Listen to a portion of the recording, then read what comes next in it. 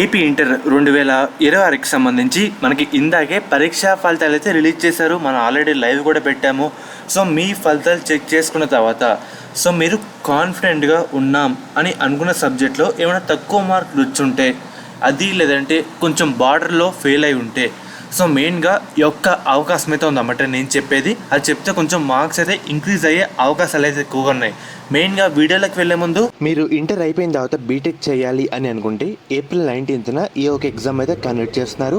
ఈ ఎగ్జామ్తో నువ్వు హైదరాబాద్, విజయవాడ, వైజాగ్ ఇలా ఆల్ ఓవర్ ఇండియాలో 25+ లొకేషన్స్లో ఎక్కడైనా బీటెక్ అయితే అది కూడా స్కాలర్షిప్తో చేయొచ్చు. ఈ ఎగ్జామ్కి నెగిటివ్ మార్కింగ్ కూడా లేదు. బేసిక్ మ్యాథ్స్ వస్తే చాలు. అదే NIIT ఎగ్జామ్. ఇక్కడ నువ్వు ఫస్ట్ నుంచే డ్రోన్స్, రోబోట్స్, కార్స్ ఇలా బిల్డ్ చేయడం కూడా నేర్చుకుంటావు. హ్యాకథాన్స్ ఇలా పార్టిసిపేట్ చేసి 200 పైగా ఇంటర్న్షిప్లో అయితే క్రాక్ చేశారు. మీ ఎగ్జామ్ పర్ఫార్మెన్స్ బట్టి కూడా అప్ టు ఫస్ట్ ఇయర్లో 100% వరకు స్కాలర్షిప్ వచ్చే అవకాశం అయితే ఉందన్నమాట. లేట్ చేయకుండా ఇప్పుడే రిజిస్టర్ అవ్వండి. లింక్ అయితే డిస్క్రిప్షన్లో, కామెంట్ సెక్షన్లో ఒక లింక్ అయితే ప్రొవైడ్ చేసి ఉన్నాను.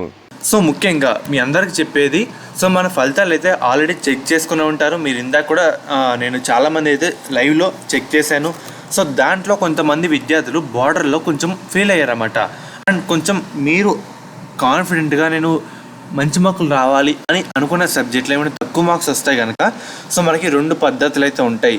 ఒకటి రీకౌంటింగ్, ఇంకోటి రీవెరిఫికేషన్. సో రీకౌంటింగ్ అంటే మొత్తం ఒకసారి అన్ని మార్కులు కరెక్ట్గా అలర్ట్ చేస్తారా లేదా ఒకసారి కౌంట్ అయితే చేస్తారన్నమాట.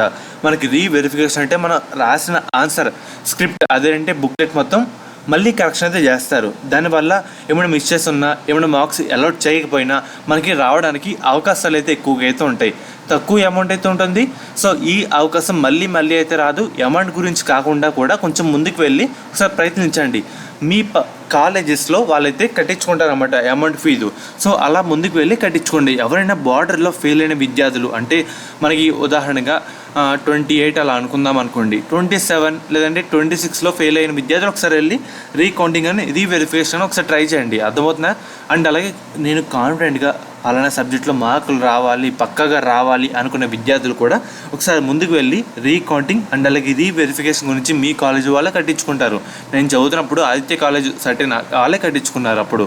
సో అదే విధంగా మీరు కూడా ఒకసారి వెళ్ళి కట్టించుకోండి. కొంచెం మార్క్స్ అయితే ఇంక్రీజ్ అవ్వడానికి అవకాశాలు అయితే ఎక్కువగా అయితే ఉంటాయన్నమాట. అందుకు చెప్తాను, ఈ అవకాశం అయితే మళ్ళీ రాదు. మళ్ళీ తర్వాత బాధపడి వేస్ట్ అన్నమాట. మనకి టైం కూడా తక్కువ అయితే ఉంటుంది. కాబట్టి ముందుకు వెళ్ళి ఇవైతే ఈ ప్రాసెస్ ఎలా చేయాలో, పద్ధతులు ఏంటి, ఎంత ఫీజు మొత్తం చెక్ చేసుకొని ముందుకైతే వెళ్ళండి.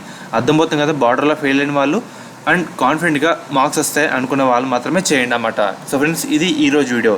మనకి డేట్స్ వచ్చినా మీకు వెంటనే అప్డేట్ అయితే చేయడం జరుగుతుంది.